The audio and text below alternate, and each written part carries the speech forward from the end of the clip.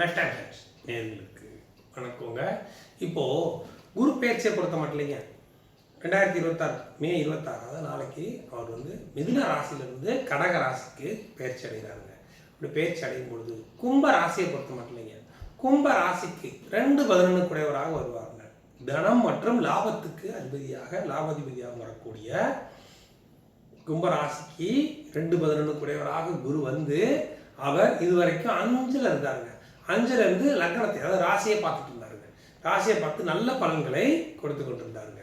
அதனால உங்களுக்கு பொதுவாகவே 7.5 சனியை பொறுத்த மட்டும் ஓரளவுக்கு தான் பலன்கள் இருந்தது.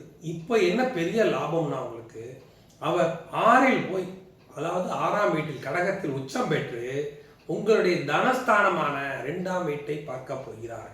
இப்போ உங்களுக்கு 7.5 சனி வேற நடந்துட்டு இருக்குதுங்க. இந்த 7.5 சனி நடந்துட்டு இருக்கும்போது இப்போ உங்களுக்கு ஒரு நல்ல நேரம் என்னன்னு கேட்டிங்கன்னா, இந்த 2ல் இருக்கிற சனியை குரு பார்க்க போகிறாங்க. அதாவது ராசி அதிபதியான குரு சனியை 2ஆம் வீட்டில் இருக்கும் சனியை அவர் 6ஆம் வீட்டிலிருந்து 9ஆம் பார்வையாக பார்க்க போகிறாங்க. அதனால என்னன்னா, இந்த ஒரு வருஷம் உங்களுக்கு இந்த 7.5 சனியிலேருந்து கெடு பலன்கள் ரொம்ப குறையுங்க. ஒரு பெரிய ப்ளஸ் பாயிண்ட்டுங்க கும்ப ராசிக்கு. அதுக்கு அடுத்தபடியாக இந்த சனியினுடைய கெடுபலன்கள் குறைந்து அந்த தனஸ்தானமான 2ஆம் வீட்டில் சனி இருந்து உங்களுக்கு தனஸ்தானத்தை 2ஆம் வீட்டை குரு பார்க்கறதுனால உங்களுக்கு இதுவரைக்கும் ரொம்ப வராமல் இருந்த பணங்கள் வர்றதுக்கு வாய்ப்புகள் அதிகமாக இருக்குங்க. இன்னொன்று, ராசி அதிபதியான சனியையும் குரு பார்ப்பது ஒரு நல்ல அமைப்புங்க. இப்போ 7.5 சனியை பற்றி நீங்கள் கவலைப்பட வேண்டிய அவசியமே கிடையாதுங்க. அடுத்த ஜூன் வரைக்கும் உங்களுக்கு அதை பற்றின கவலையே வேணாங்க. அதுக்கு அடுத்தபடியாக வர டிசம்பர் மாதத்துக்கு மேலே ஒரு பெரிய யோகங்க உங்களுக்கு. டிசம்பர் மாதத்துக்கு மேலே 6ல் கேது வரப்போறாருங்க. குருவோட சிறப்பு தனாதிபதி உங்கள் ராசிக்கு 2ஆம் வீட்டு அதிபதியான குருவோட கேது சேரப்போறாருங்க.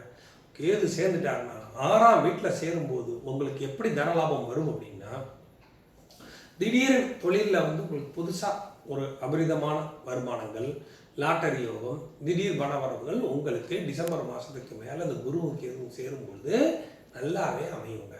அதனால் அந்த தனஸ்தானத்தை பொறுத்த மட்டும் உங்களுக்கு இனிமேல் பிரச்சனை கிடையாதுங்க. உங்களுக்கு ரொம்ப கஷ்டமாக இருந்தாலும் பணம் புழக்கங்கிறது இருந்துகிட்டே இருக்குங்க. அதனால் அதை பற்றி கவலைப்பட வேண்டியது இல்லைங்க உங்களுக்கு.